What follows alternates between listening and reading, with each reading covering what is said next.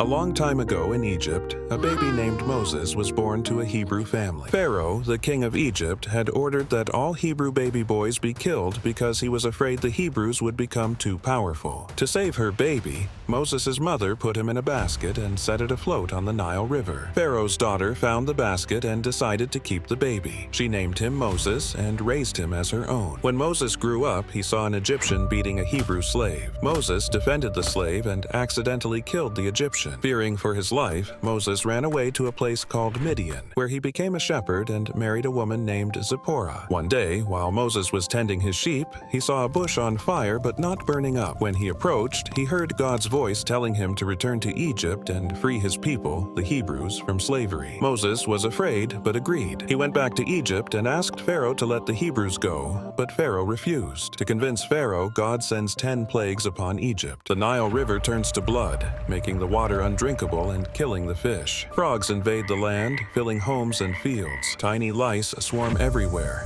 bothering both people and animals. Swarms of flies cover the land, causing distress and discomfort. A fierce hailstorm destroys crops and damages property. A deep darkness covers Egypt for 3 days, making it impossible to see. The firstborn of every Egyptian family dies, leading to immense grief and loss. After the final plague, Pharaoh was so devastated that he finally agreed to let the Hebrews go. Moses quickly gathered the people, and they left Egypt. But soon, Pharaoh changed his mind and decided to chase after them with his army. The Israelites reached the edge of the Red Sea and were trapped. Pharaoh's army was closing in, and the people were scared. But God told Moses to lift his staff, and when he did, the sea parted, creating a dry path for the Israelites to cross. They quickly walked through, escaping Pharaoh's army. When Pharaoh's soldiers tried to follow, the sea came crashing back down, and the entire army was swept away. The Israelites were finally free, thanks to God's miracles. Moses then led the Hebrews through the desert for 40 years. On Mount Sinai, he received the 10 Commandments from God and guided the Hebrews through the desert toward the Promised Land. Moses' life was a remarkable journey from a humble beginning as a baby floating in a basket to becoming one of the greatest leader in history, and was marked by faith, courage, and dedication to God, leaving a lasting legacy of freedom, justice, and faithfulness for future generations.